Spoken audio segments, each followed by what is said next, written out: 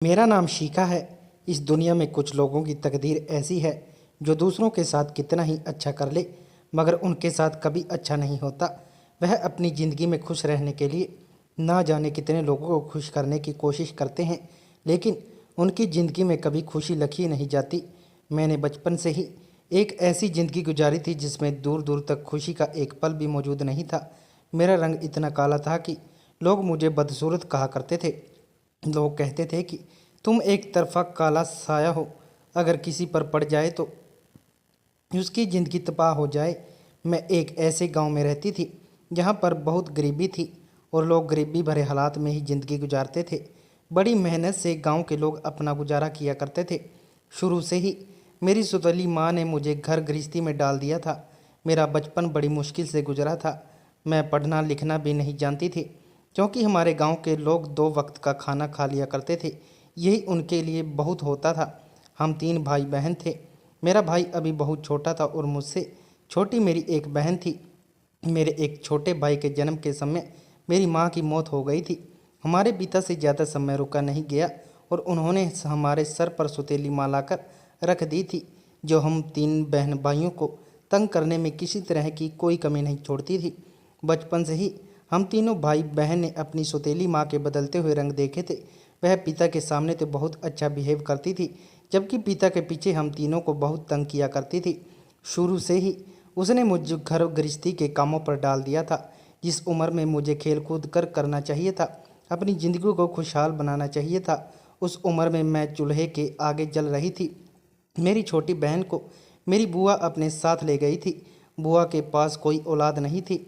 मेरी बुआ हम दोनों बहनों में से किसी एक को लेने आई थी, मगर मेरा रंग बचपन से ही बहुत काला था और मेरी बहन मासूम सी शक्ल की थी। इसलिए मेरी बुआ ने मेरी छोटी बहन के बारे में मेरे पिताजी से कहा कि इसकी जिम्मेदारी मैं लेती हूँ, सारी ज़िंदगी यह मेरे साथ रहेगी और जवान होने के बाद इसकी शादी भी मैं अपनी बेटी बनाकर कर दूंगी। मैंने सोचा कि चलो अच्छा हुआ मेरी बहन का भाग्य तो जाग गया, क्योंकि मेरी बुआ अच्छी खासी खाती पीती ससुराल में बिहा कर गई हुई थी। उनके पति ने और उन्होंने मेरी बहन का बहुत ख्याल रखा था। शायद ऐसा इसलिए था कि मेरी बहन की शक्ल उसे इस घर से निकाल कर ले गई थी। अगर मैं भी शक्ल की ज़्यादा अच्छी नहीं, बस मामूली सी ही शक्ल की होती तो शायद मुझे भी कोई ना कोई लेकर जा सकता था, मगर मेरे साथ ऐसा नहीं हुआ। कहते हैं इंसान की जब शक्ल बदसूरत होती है तो उसका नसीब भी बहुत बदसूरत। मेरा नसीब भी कुछ ऐसा ही था। मेरा छोटा भाई, जिसकी उम्र अभी कम ही थी, मेरी सौतेली माँ को वह घर में बिल्कुल बर्दाश्त नहीं होता था। इसलिए उसने मेरे भाई को पिताजी के साथ खेतों में काम करने के लिए भेज दिया था। उस समय मेरे छोटे भाई की उम्र 10 साल और मेरी उम्र 18 साल हो गई थी।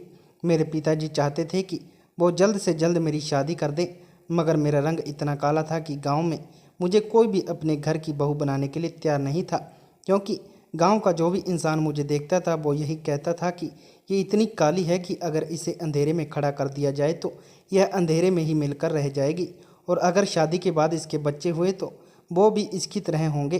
गांव के लोग कुछ इस तरह मेरा मजाक उड़ाया करते थे। मैं घर से ज़्यादा बाहर भी नहीं निकलती थी, क्योंकि मेरी सौतेली माँ मुझे घर के काम इतने बताती थी कि मुझे फुर्सत ही नहीं मिलती थी। बचपन से लेकर अब तक मैं घर के हर छोटे मोटे काम और बड़े से बड़े काम करती आई थी। मेरी सौतेली माँ मुझसे हर तरह का आराम लिया करती थी। मेरी ज़िंदगी तो इसी तरह से गुजर गई थी। मेरे पिता मेरे लिए रिश्ता तलाश कर रहे थे, मगर मेरे लिए कोई रिश्ता नहीं मिल रहा था। जानती थी मेरी शक्ल की वजह से मेरी शादी नहीं हो सकती, मगर ना जाने क्यों वो लोग मुझे इस घर से निकालना चाहते थे, क्योंकि मेरी सौतेली माँ का कहना था कि आखिर कब तक तुम्हारी बेटी इस घर में बैठी रहेगी, इसके हाथ पीले करके इसे अपने घर का कर दो। मेरी सौतेली माँ का बिहेवियर मेरे साथ अच्छा नहीं था, लेकिन वह मेरे भाई के साथ ठीक रहती थी। ऐसा इसलिए था क्योंकि वह लड़का था और आने वाले समय में उनको पैसे कमा कर देने वाले था।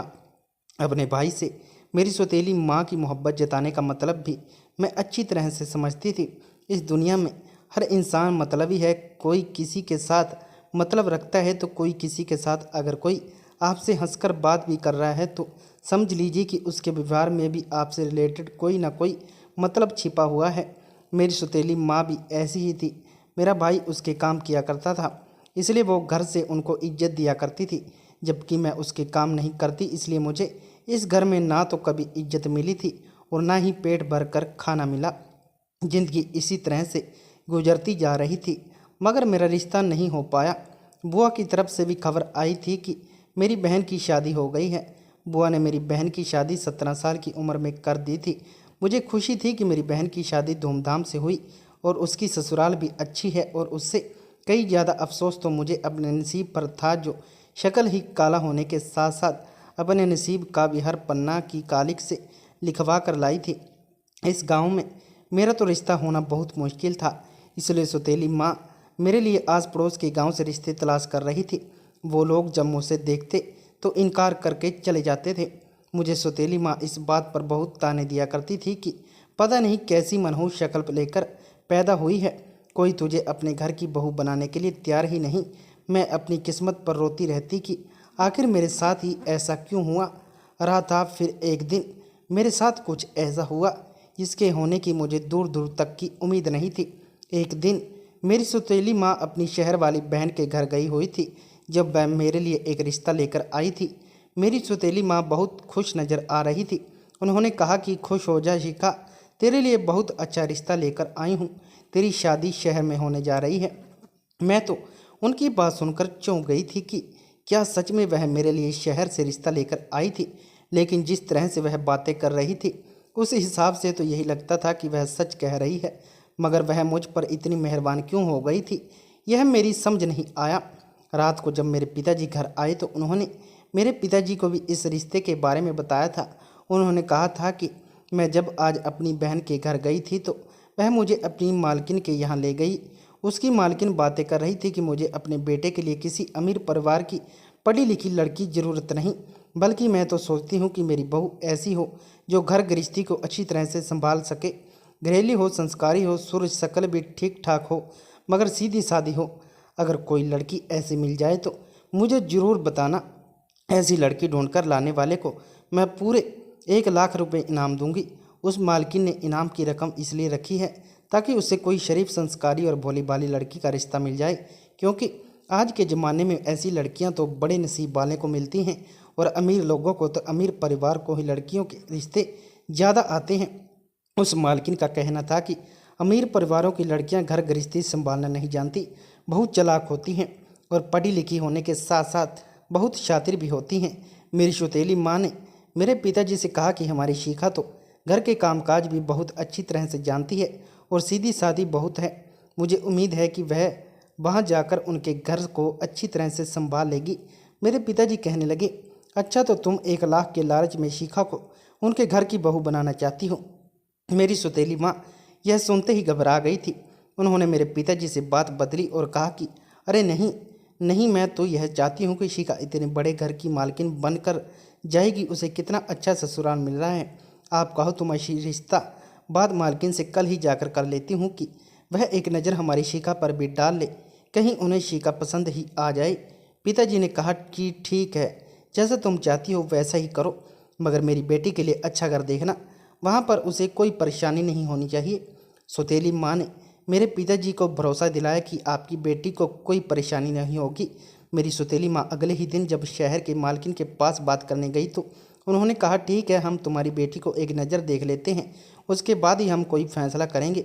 वह हमारे घर पर आ गई और उन्होंने मुझसे अकेले में बात करने के लिए कहा था। मेरी सौतेली माँ ने मुझे और उन्हें अकेले कमरे में छोड़ दिया। मालकिन मुझे इतनी गौर गौर से देख रही थी कि मैं नज़र नहीं उठा पा रही थी। मैं उनसे बहुत डर गई थी। उन्होंने मुझे चारों तरफ से देखा और कहने लगी, तुम कहाँ तक पढ़ी लिखी हो? मैंने कहा, मैं पढ़ी लिखी नहीं हूँ।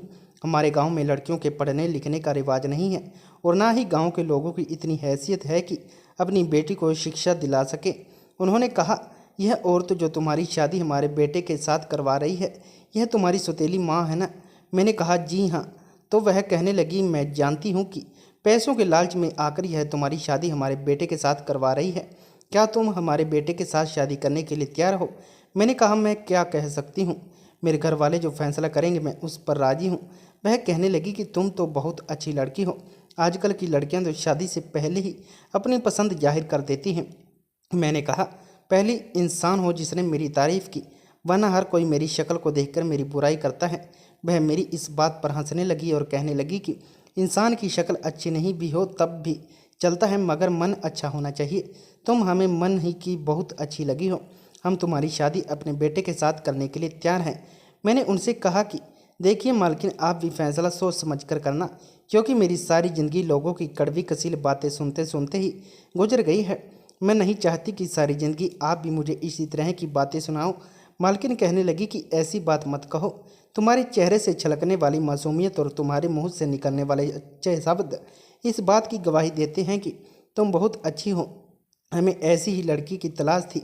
दरअसल हम भी बहुत ज़्यादा और गरीब परिवार के थे। जब अपनी ससुराल गई तो हमारी सास को हम बहुत पसंद थे। उन्होंने हमारा भोलापन और समझदारी देखते हुए हमें कहाँ से कहाँ पहुँचा दिया। अब हम भी यही चाहते थे कि तुम्हें अपने घर की बहू बनाएं और तुम्हारे होने से हमारे परिवार की नस्ल अच्छी और समझदार बनकर आगे बढ़े। वह मुझसे कहने लगी कि मुझे तुमसे बहुत उम्मीदें हैं, तभी मैं तुम्हें अपने बेटे के साथ ब्याहने के लिए तैयार हूँ। मैं तो उनकी इस बात पर खामोश हो गई थी। अगले ही पल उन्होंने घर में सबसे कह दिया कि मुझे लड़की बहुत पसंद है और मैं इसी को अपने घर की बहू बनाना चाहती हूँ। इसी तरह मेरा रिश्ता उनके बड़े बेटे अनूप के साथ तय हो गया था और फिर जल्द ही उन्होंने शादी भी कर दी थी शादी भी करा ली थी। शादी होने से पहले ही मालकी ने मेरी सौतेली माँ को इनाम के तौर पर 1 लाख रुपया दिया। उन्होंने कहा था कि तुम्हारा बहुत बहुत शुक्रिया जो अपने घर का हीरा तुमने हमें दे दिया। मेरी सौतेली माँ तो वैसे भी लालची थी। 1 लाख कर देख कर तो वह नहीं समा रही थी। मेरी सौतेली माँ ने मेरी शादी नहीं की थी, बल्कि उन्होंने मुझे 1 लाख के बदले बेच दिया था। मेरी सास, जो कि एक ऐसी औरत जो दुनिया की चमक धमक से बहुत दूर थी, उसे सादा सिंपल लोग बहुत अच्छे लगते थे। यही वजह थी जिसे मैं पहली नज़र में देखते ही पसंद आ गई थी। मेरी सास को वह लड़कियां बिल्कुल भी अच्छी नहीं लगती थी जो ढेर सारा मेकअप लगाकर अपने आप को चमका दिया करती थी, क्योंकि मेकअप लगाने के इंसान का चेहरा साफ होता है लेकिन मन कभी साफ नहीं होता। मेरी सास का कहना था कि तुम्हारी आंखों में हम देख चुके हैं कि तुम्हारे साथ बहुत अत्याचार हुए हैं।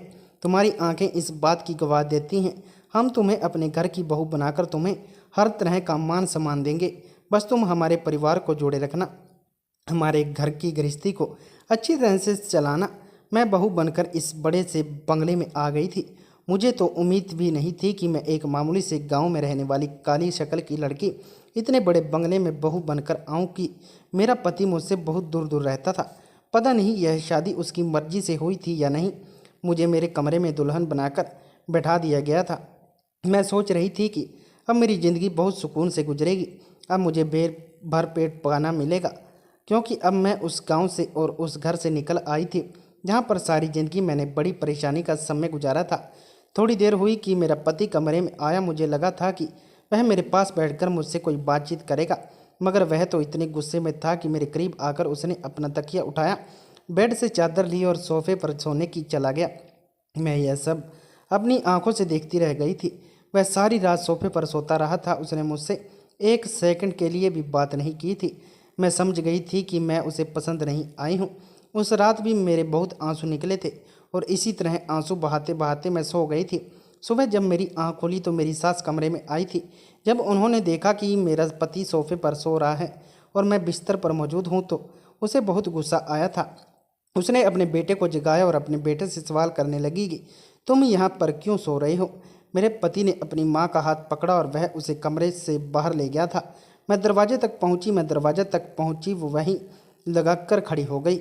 उन दोनों माँ बेटे की आवाज़ सुनने लगी तो आपस में बहुत झगड़ रहे थे। मेरा पति अपनी माँ से कह रहा था कि माँ, आपको इतनी बड़ी दुनिया में यही एक लड़की मिली थी मेरे साथ शादी करवाने के लिए। मैं तो सोचता था कि आपकी पसंद की घरेलू लड़की सीधी सादी सिंपल होगी, मगर बदसूरत नहीं होगी। यह कौन सी लड़की उठाकर ले आई हो जिसके अंदर सारी दुनिया का कालापन मौजूद है। मेरे पति ने जब यह बात कही तो मेरा दिल चकनाचूर हो गया था। मैं अपनी किस्मत पर बहुत रो रही थी। मेरी सास बार बार उसको समझा रही थी कि वह बहुत अच्छी है, बहुत मासूम है, वह सारी ज़िंदगी तुम्हारे साथ तुम्हारी हमदर्द बनकर गुजार देगी। मगर मेरा पति तो मुझे एक्सेप्ट करने के लिए तैयार नहीं था। उसने अपनी माँ को साफ शब्दों में बोल दिया था कि आपकी खुशी की खातिर मैंने यह शादी तो कर ली, मगर कभी भी मैं उस पत्नी का दर्जा नहीं दूंगा। मैं बिस्तर पर आकर बैठ गई थी और सोचने लगी थी कि क्या अब मुझे अपने पति के बिना ही इस घर में रहना होगा, क्योंकि वह मुझे दिल से एक्सेप्ट नहीं करेगा, फिलहाल इसी तरह इस घर में मेरी ज़िंदगी गुजर रही थी। मेरा पति मुझसे मुंह नहीं लगाता था। मैं जब भी उसका कोई काम करने की कोशिश करती या उससे बात करने की कोशिश करती तो वह यही कहता कि तुम मेरे करीब भी मत आया करो, मुझे तुमसे बहुत नफरत है।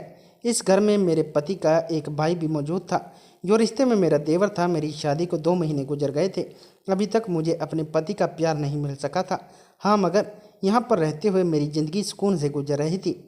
मगर ऐसा सुकून भी किसी काम का जहाँ पति अपनी पत्नी को नज़र उठाकर भी नहीं देखता हो। एक सुहागन होते हुए भी मैं एक अभागन की तरह ज़िंदगी गुजार रही थी। मैं यहाँ पर सारे काम किया करती थी, पूरे किचन की देखभाल करती थी। मेरी सास मुझे मना भी करती थी, हमारे घर में काम करने के लिए नौकरानियाँ हैं, मगर फिर भी मेरा दिल नहीं मानता था। तो मैं नौकरानियों को हाथ बटाने के लिए किचन में चली जाती थी। मेरा देवर भी मुझे देखकर मेरी बहुत मजाक बनाता था और अपनी माँ को यही कहता था कि तुमने भैया की ज़िंदगी बर्बाद कर दी है, आपको पूरी दुनिया में यही लड़की मिली थी भैया के लिए। मेरी सास उसे डांट कर खामोश करवा दिया करती थी। मेरा देवर भी अब शादी करने की जिद करने लगा था। मेरी सास कहती कि मैं तुम्हारे लिए विशिखा जैसी ही लड़की ढूंढ कर लाऊंगी, मगर मेरे देवर ने अपनी माँ से कह दिया था कि मैं तो अपनी पसंद से शादी करूंगा, मुझे इस जैसी लड़की से शादी नहीं करनी। आपने भैया को तो बर्बाद कर दिया, मगर मैं अपने साथ ऐसा बिल्कुल भी नहीं होने दूंगा। मेरे देवर की जिद थी कि वह शहर की ही लड़की से शादी करेगा। अब अपने छोटे बेटे की जिद के आगे मेरी सास हार गई थी, इसलिए उन्होंने अपने बेटे के लिए शहर में ही लड़की तलाशना शुरू कर दिया। फिर एक ऐसी लड़की थी जो मेरे देवर को पसंद आ गई और वह चाहता था कि वही वह शादी करे। इस तरह मेरे देवर की भी शादी हो गई और मेरी देवरानी इस बंगले में छोटी बहू बनकर आ गई थी। वह इस शहर की रहने वाली थी, अमीर पिता की बेटी थी। उसके पिता ने उसे अच्छा खासा दहेज दिया था और वह देखने में भी बहुत खूबसूरत थी। उसे इस बात का घमंड था। जब उसने मुझे देखा तो वह मेरी मजाक बनाया करती थी। मेरे ससुर तो बहुत अच्छे थे, मेरी सास की तरह उन्होंने भी मुझे खुले दिल के साथ एक्सेप्ट किया था। मेरा पति, मेरा देवर और मेरी देवरानी सब मिलकर मेरा मजाक बनाया करते थे। मेरी सास और मेरे ससुर जब मेरे खाने की बहुत तारीफ़ करते थे तो यह बात मेरी देवरानी को बहुत बुरी लगती थी, क्योंकि उसे खाना बनाना नहीं आता था। उसने कई बार मेरा खाना खराब करने की भी कोशिश की थी। वो बात बात पर मुझे काली होने के ताने दिया करती थी और कहती थी कि तुम्हें इस घर में लाया कौन है? मम्मी जी को तो ना जाने क्या हो गया था जो उन्होंने तुम्हें इस घर की बड़ी बहू बनाकर, तुम तो इस लायक भी नहीं हो कि कोई तुम्हें अपने घर की नौकरानी ही रख ले। मैं उसकी बात को खामोशी से सुनती रहती। फिर मेरी देवरानी का नाम कशिश था। कशिश जितनी सुंदर थी उतनी ही कड़वी उसकी जुबान थी। मैं तो उसको बर्दाश्त करती थी। मैं ही सोच किया करती थी कि शादी से पहले भी मैंने अपनी सौतेली माँ की हर बात को बर्दाश्त किया है, तो अभी भी मुझे कशिश की बातों को बर्दाश्त करने में क्या होगा। मेरी सास ससुर मुझ पर बहुत प्यार लुटाया करते थे। मेरा पति अभी भी मुझे इग्नोर करता था। मैं चाहती थी कि मुझे मेरे पति का प्यार मिले, मगर मेरा पति को मुझे देखना भी पसंद नहीं करता था। मैं अपने पति के सारे काम तैयार करके रख देती थी और सोचती थी कि एक दिन ऐसा जरूर आएगा जब उसके दिल में मेरे लिए मोहब्बत जाग जाएगी। जबकि मेरा देवर मेरी देवरानी से बहुत प्यार करता था। मेरी देवरानी को इस बात पर बहुत घमंड था। मेरा पति मेरे सास से कहता रहता कि काश अगर मेरी पत्नी भी कशिश की तरह सुंदर होती तो मैं उसे पत्नी होने का दर्जा जरूर देता, मगर आपने तो इस लड़की के साथ शादी करवाकर मेरी ज़िंदगी बर्बाद कर दी। मेरी सास अपने बेटे को बहुत समझाया करती थी कि तुम दुनिया की चमक धमक पर मत जाओ, तुम ऐसे पार्टनर को डिजायर करते हो जो तुम्हारी तकलीफ में तुम्हारे साथ खड़ा रहे। मगर मेरा पति अपनी माँ की कोई बात नहीं समझता था। उधर मेरी देवरानी ने काफ़ी कोशिश कर ली कि मैं अपने पति के साथ साथ अपने सास ससुर की नज़रों में भी गलत हो जाऊं और वह मुझे ज़्यादा अहमियत ना देकर मेरी देवरानी को अहमियत दिया करें। मेरी देवरानी ने अब नई नई चालें चलना शुरू कर दी। इस बात से बहुत जलन होती थी कि मेरे सास ससुर मुझसे इतना प्यार करते हैं, उसे क्यों नहीं करते। एक दिन मैं घर के काम कर रही थी जब मेरी सास ने पूरे घर में हंगामा मचा दिया कि उनकी सोने की अंगूठी जो मेरे ससुर ने उन्हें दिवाली पर गिफ्ट की थी वह कहीं नहीं मिल रही। मेरी सास ने अपने पूरे कमरे में अंगूठी छान मारी। उन्होंने हम दोनों को भी बुलाया था और पूछा था कि क्या तुम दोनों ने मेरी अंगूठी देखी है कि क्या तुम दोनों ने मेरी अंगूठी देखी। इतनी छोटी सी बात पर मेरी देवरानी ने ज़ोर ज़ोर से हंगामा करना शुरू कर दिया। उसने कहा, मम्मी जी आप मुझ पर शक कर रही हो, मैं क्या अंगूठी चुराऊंगी? मैं तो खुद अपने मायके से ढेर सारा जेवर लेकर आई हूँ। आपको यकीन नहीं आता तो आप मेरे कमरे में चलो, वो ज़बरदस्ती मेरी सास को अपने कमरे में ले गई और अपनी अलमारी खोलकर अपना सारा जेवर दिखाने लगी, अपने सारे कपड़े दिखाने लगी, मगर मेरी सास की अंगूठी कहीं भी नहीं मिली। मेरी सास कहने लगी कि मेरा यह मतलब नहीं था कशिश, तुम गलत समझ रही हो, मैं तुम पर चोरी का इल्ज़ाम नहीं लगा रही हूँ, बस इतना पूछ रही हूँ कि कहीं तुम्हें मेरी अंगूठी के बारे में कुछ नहीं पता। मेरी देवरानी यही कह रही थी कि नहीं, आपकी बातों का यही मतलब है कि आपको लगता है कि मैंने आपकी अंगूठी चोरी की है। मैं आपको अब अपने कमरे की तलाशी दिलवा चुकी हूँ, अब आपको शिखा भाभी के कमरे की तलाशी लेनी होगी। जब उसने यह बात कही तो अचानक मैं सबको फटी फटी नज़रों से देखने लगी। मेरी सास कहने लगी कि शिखा चोरी नहीं कर सकती, तुम शिखा पर गलत इल्ज़ाम लगा रही हो। मेरी देवरानी कहने लगी कि एक बार शिखा भाभी के कमरे की तलाशी लेने में आपको क्या प्रॉब्लम है। ज़बरदस्ती कमरे की तलाशी लेने में चली गई, अलमारी में घुसकर सारे कपड़े इधर उधर फेंकने लगी और फिर उसने जैसे ही अलमारी में रखा हुआ मेरा पर्स निकाला तो उस पर्स से सामान ज़मीन पर लौटा दिया। यह देखकर मेरे पैरों तले ज़मीन निकल गई कि मेरे पैर गिरने लगे। सामान के साथ साथ वह अंगूठी भी निकली थी जो मेरी सास की थी। मैं समझ नहीं पाई थी कि वह अंगूठी मेरे पर्स में कैसे आई। मेरी देवरानी कहने लगी कि देखा, आपने गांव की गंवार लड़की को अपने घर की बहू बनाने का नतीजा, इसने आपकी अंगूठी चोरी कर ली है क्योंकि यहाँ आने के बाद इससे इस घर के ऐशो आराम का अंदाज़ा हो गया। मेरी सास को भी अभी भी इस बात पर यकीन नहीं आ रहा था। मैं भी रो रो कर उनसे यही कह रही थी कि मैंने यह अंगूठी नहीं चुराई, मगर मेरे ही पर्स से अंगूठी निकली थी, इसलिए उन सब का मुझ पर शक करना तो बनता था। मुझे मेरे सास और ससुर ने तो कुछ भी नहीं कहा था, लेकिन मेरे पति को जब यह बात पता चली तो उसने बहुत हंगामा किया था और वह मेरे साथ कह रहा था कि इसे अभी और इसी समय घर से निकाल दो, यह ठीक लड़की नहीं है। आज इसने अंगूठी चोरी की है, कल कुछ बड़ा चुरा सकती है। मेरी सास ने अपने बेटे से कुछ कहा तो नहीं था, मगर उनका बिहेवियर मेरी तरफ से बहुत बदला बदला हो गया था। मैं समझ गई थी कि वे इतने की बदल रही क्योंकि धीरे धीरे उन्हें कशिश की बातों पर यकीन होने लगा था। कुछ दिनों के बाद हमारे यहाँ करवा चौथ आया था। मैंने अपने पति के लिए लंबी उम्र के लिए व्रत रखा था। व्रत तो मेरी देवरानी ने भी रखा था, मगर मैंने देखा था कि वह अपने कमरे में चोरी चोरी चुपके खाना भूख बर्दाश्त नहीं हो रही थी। मुझे उससे कोई मतलब नहीं था, मगर वह मुझे इस घर में बर्दाश्त नहीं करना चाहती थी। उसने ही मेरी सास के कमरे में अंगूठी चुराई और मेरे कमरे में जाकर मेरी अलमारी में रख दी, पर्स में डाल दी, ताकि वह हंगामा मेरे कमरे में तलाशी ली जाए, वह अंगूठी मेरे कमरे में मिल जाए। इसी मेरी सास बहुचे गलत समझने लगे। उसका मकसद कामयाब हुआ।